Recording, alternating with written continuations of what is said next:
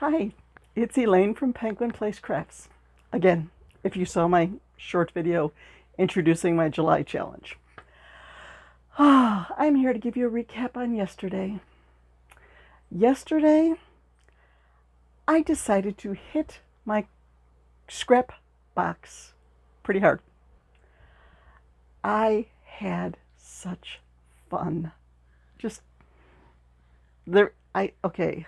that's a pattern, and that's a pattern, and then two free-handed. First, my pop mushrooms. I think I was down to 3 of them in inventory. So I wanted to make more. So I had this variegated yarn in the scrap bin, and I had a skein of off-white that I've been using to add on to all these projects. So I made this little Crushy Mushy by Crochet. Boop, boop. So I need to get him photographed and into Etsy with my other mushrooms. And while I was at it, I had a blue variegated, didn't have all that much of it. And it was a thinner yarn. So I combined it with one strand of a fingering weight white and made this blue tweedy top pop mushroom. Boop, boop. The boop, boop noise is required when you are playing with pop toys like that. And it's hot out. It's close to 80. It's very muggy. So I have a fan going, so if you keep seeing hair blowing in my face, I'm sorry, but I melt if I don't have a fan blowing on me. Then, I think I free-handed something, but I'll take these out of order here. There is a pattern inspired by James that is a chicken in a basket. So I used some of the yellow. It's washing out. Some of the yellow in the scrap bag to make a little yellow chicken. The eyes I just put on with puff paint because I figured that head is so tiny. If I try putting safety eyes in there, they're just going to clash with each other and poke out and all that. So made the little chicken. And what was left of the blue yarn, I made a basket. And I finished off the blue yarn. So the handle is just white. And then I had fun. Oh, okay. I told you I was going out of order. So this one, there's that blue again. I started out with the blue, and I made the legs for this doll. And then I went to pink. I made a little one-eyed monster. It was no-so. When I got up to the top here, I ran out of pink just above the eye. So I changed to this, I think it's a sport weight like Jamie Baby pastel pink with a little bit of sparkle to it. So I was going from the inside and the outside of the cake to double it up because it wasn't worsted weight. But I went in the back loops only. So then once I finished it up, I went in those remaining front loops and just did like a chain 10 and then slip stitched into the next one to give her sort of a loopy, flowery crown top to her. So there is my first free-handed monster of the night. Then I had some royal blue and I had some red. And I started out with the blue. Okay, let's go this way. Started out with the blue. I just did magic ring, went up to about 18 stitches, and then I chained out and made legs. Poor guy. It looks like one leg is longer than the other. But when they curl up, you don't notice. Okay, made legs with a bobble stitch at the end for the legs. Well, I was running low on the blue, so I started doing blue and red stripes. And eventually I chained out and did arms from one of the blue stripes. Then I kept going. Okay, let's go this way. We'll show the face last. Kept going. And I thought I was going to run out of yarn. But I even did like no-sew ears. I put ears on there, no-sew. I thought I was going to run out of yarn by the time I finished off the head. I didn't. I still had a little bit left. So I did this tube coming up, and then I just did double crochets, increasing with each row, and I call this guy Tutor Top. But apparently he was not happy with the way he turned out, because he is a cranky monster. See, I told you, when I can just freehand monsters and stuff like that, that is so much fun to see the personality that comes out. And sorry, I know you're cranky. I know you don't like this, but I think you're cute, and someone is going to fall in love with you. I am going to take my monster bin to my next show. I want to make a sign that says, monsters, prices individually marked, browse at your own risk. I think that kind of sign would sort of draw people in. So, there was a reason. There was a method to my madness regarding using up yarn from my scrap bin yesterday. It was Monday, and I had a heads up that I had a package coming. I had happy mail from Kelly at Crochet Ma for Life. She told me that she had a bunch of scrap yarn that had been accumulating at her house, and she thought that I would be able to put it to good use and ask for an address to send it to. So yesterday I kept watching. I should get a notification on my phone when the mail is delivered. I kept watching. I'm sitting in my chair and I'm listening for the mail jeep to go by, although I don't know if I would have heard it because I had a fan going on one of the highest levels. I'm waiting, and usually our mail is later on Mondays. I think there's something about our usual mailman is off on Mondays, so someone else does their job and then they deliver our mail, because usually our mail is here around 10:30 in the morning, and on Mondays it does not come until usually after 4. So I'm stalking on my phone and I'm listening, and around 5, a little bit after 5, before I started on dinner, I opened up the front door. I looked, nothing there. I went out in the garage to the door, the exit out there, and there's a package sitting in a puddle.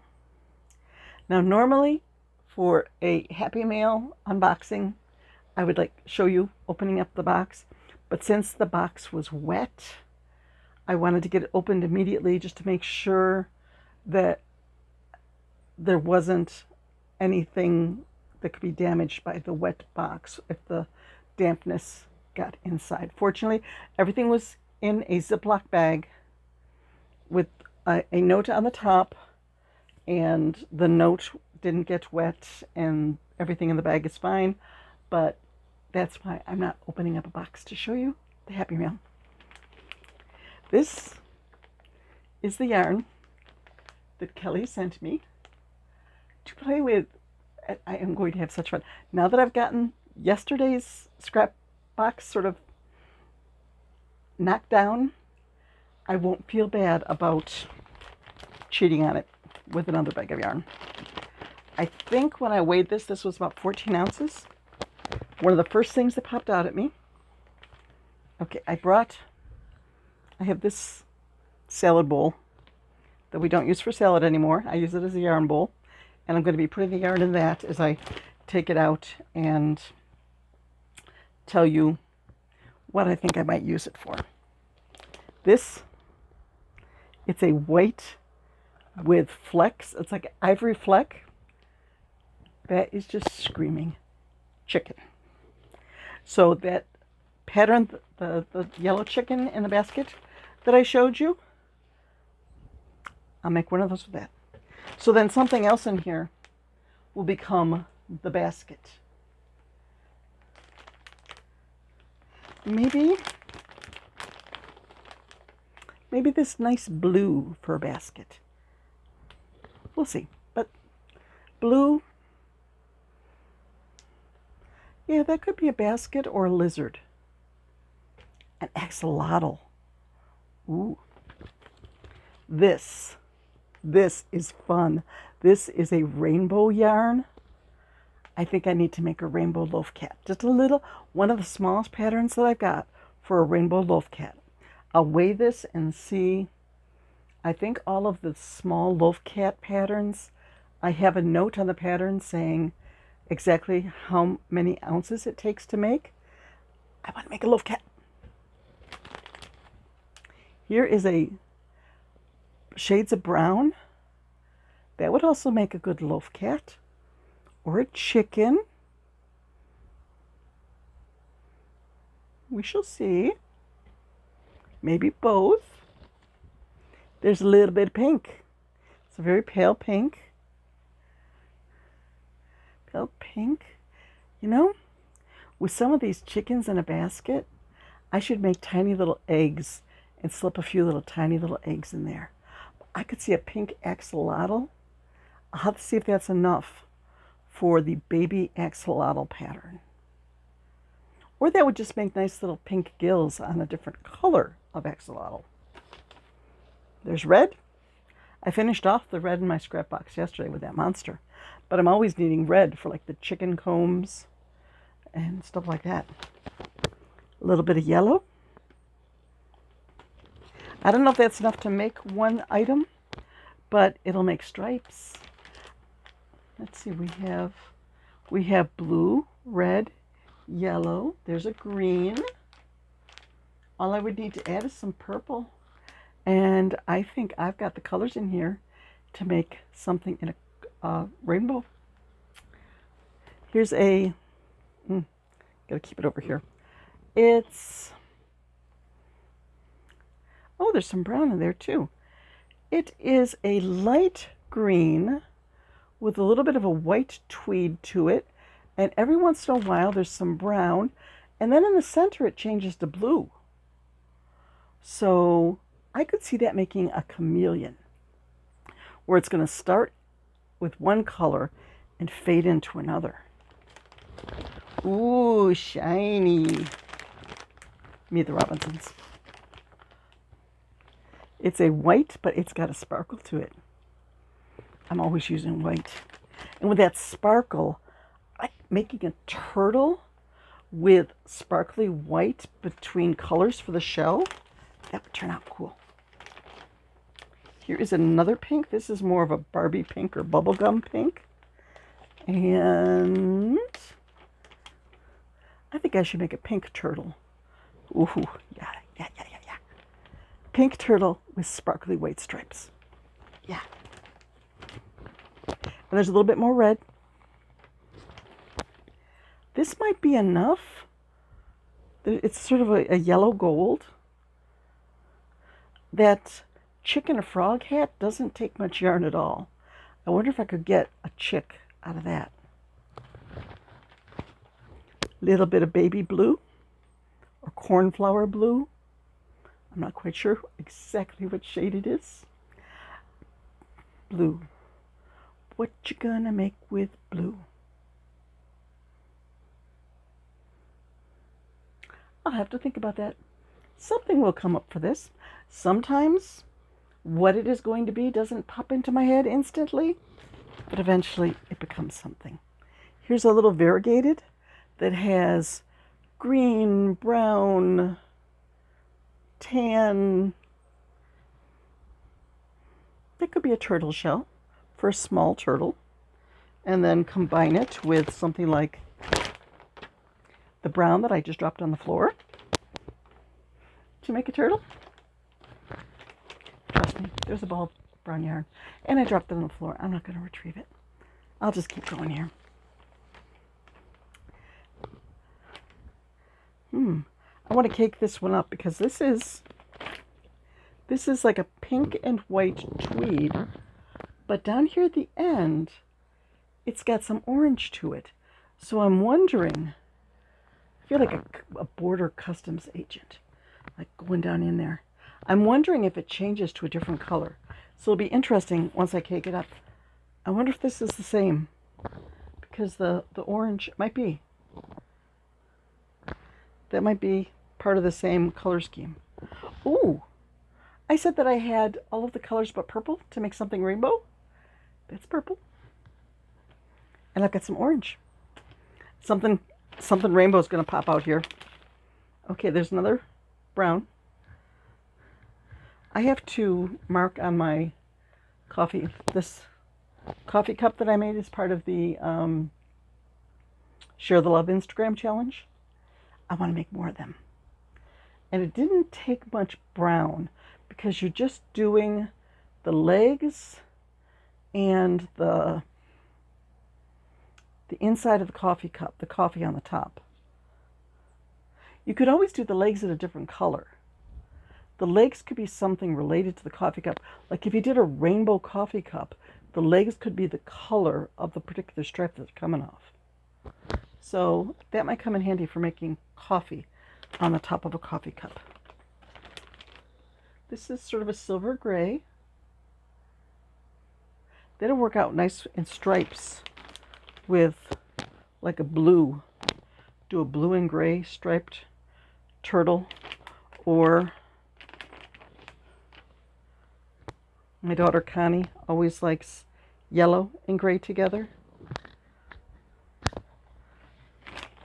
Get in there, get in there. There's green. It's turtle color, but I could also make a frog. Yeah, cute little frog with that. This is sort of a light turquoise and a little bit of royal blue. So there, minus the one brown that is down by my feet that I'm not going to retrieve yet, is the scrap bag that Kelly sent me. And I am set to start my Crafting with Kelly scrap bag challenge. Before I sign off, one more thing I want to tell you about. If you go over to Craftably Ever After, Cassandra is doing an adorable crochet along for the month of July. She's calling it the Bear in a Box crochet along. And each week, each Monday in July, she's going to release a pattern, a PDF on her website that you can download and take part in this crochet along. Well, first you're going to make an adorable little bear. And the pattern has directions to make him so he can be standing or he can be sitting. Once you've got that bear, she's going to be releasing more patterns that have little accessories for the bear. So you can put all of these little accessories, and she's not giving us any clues yet as to what it is, in a box and have a little bear in a box. I don't know if he's going to go sledding and she's going to release like a hat and a scarf and a little sled, or if he's going to go to the beach and there's going to be like a little bucket and a beach towel, and the pattern just went to the ground to join the brown yarn. I think Lori, from Lori's Stories, her condition of dropping things must be contagious. Okay. So, not quite sure what the accessories are going to be yet, but I'm in. I pulled the yarn from my stash to make the little bear, and you know what? you can double dip. If you go to Lori's blog and download her pattern for the bear and make yourself a bear to participate in this challenge and her challenge, that is a freebie from a designer's blog, and that would count for my Freebie Friday. So go ahead, double dip, have fun. I'm going to go have fun playing with scrap yarn. Bye-bye.